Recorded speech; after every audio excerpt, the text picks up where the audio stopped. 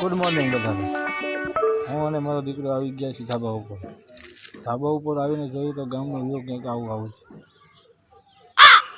એકદમ good morning.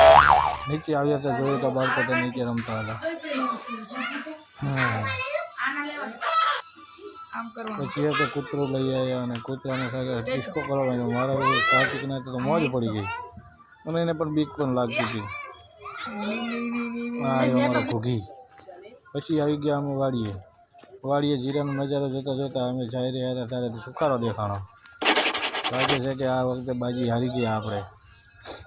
હવે એક બાજુ તો જીરું સારું છે અને એક બાજુ જીરું સુકાઈ ગયું છે સાવ.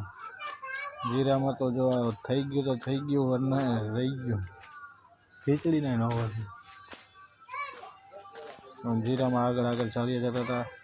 પછી ગયા આપણી શાક બકાલાની વાડીમાં. ત્યાં ધાણા, ડુંગળી, લસણ અને ભીંડો આ બાજુમાં મરચી હતી. અચાનક નજર ગઈ મારી મૂળા ઉપર. મૂળો જોઈને તો હું તો તક્ક જ થઈ ગયો. 5 કિલોના મૂળા.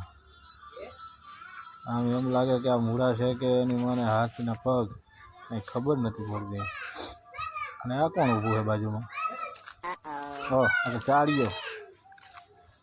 બીજા 2 મૂળા જોયા હતા તો એમ થઈ ગયું ઓહો હો આવડા મોટા મૂળા. તો ખરી એવડા મૂળા છે.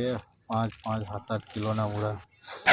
પછી એક મૂળો એકલો ઊભો તો એને ફોટો લઈ લીધો. અને પછી બાજુની વાડીમાં જોયું તો એવડા પણ એવડા જલ્દી એણીએથી નીકળ્યો તો કેવડો મોટો લાગે.